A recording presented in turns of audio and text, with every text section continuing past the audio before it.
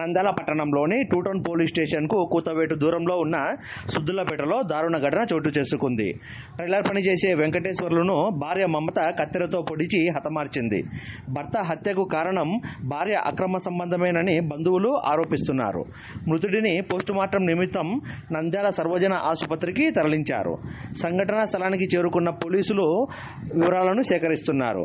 ఘటనపై పోలీసులు కేసు నమోదు చేసుకుని దర్యాప్తు చేస్తున్నారు. పూర్తి వివరాలను మనం బంధువుల మాటల్లోనే తెలుసుకుందాము. దాదాపు ఇద్దరు ముగ్గురు పెట్టుకొని ఇతను ఏంటంటే ఒకప్పుడు ఫోటోగ్రాఫర్, A1 ఫోటోగ్రాఫర్, బాగా ఫోటోలు తీసేవాడు, నలుగురిలో పేరు ఉన్న వ్యక్తి, అందరి వ్యక్తి. కానీ ఈయనని బ్లేమ్ చేసి చిక్కవాణి చేసింది. లాస్ట్కి ఏమైందంటే అతని బతుకు అయోమయం అయిపోయింది. ఒకరిని కాదు, ఇద్దరు ముగ్గురిని పెట్టుకుంది. ఆ వ్యక్తి ఇద్దరు ముగ్గురిని పెట్టుకొని అన్యాయంగా అతన్ని ఈరోజు చంపడం జరిగింది.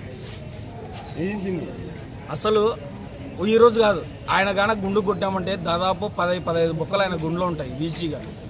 ఆయనని ఈరోజు చంపడం జరిగింది. అసలు అన్యాయంగా చంపింది ఆయనని. ఈరోజు నిన్న నైట్ వచ్చేసి ఈ మొత్తం బాడీలో వచ్చిన పాటలు మొత్తం కత్తి తీసుకుని మొత్తం పొడిచింది. ఈరోజు మార్నింగ్ వచ్చేసి 4:30కి ఆ టైంలో ముక్కుకేసి కొట్టడం జరిగింది. ముక్కుకేసి కొట్టడంలో స్పాట్లో కురకోలిపోయినాడు. ఏం రాని మేము ఇంటికి పోయేలాగానే స్పాట్లో డెత్ అయినాడు. అప్పటికి మాకు అనుమానం నిత్యంతో మళ్ళీ హాస్పిటల్ తీసుకుని రావడంతో ఈడ డెత్ అయినాడని డిక్లేర్ అవ్వడం జరిగింది. ఈరోజు ఒక మొబైల్లో ఒక ఆడపిల్ల స్టేషన్లో, పిల్లలు ఇంటికాడ.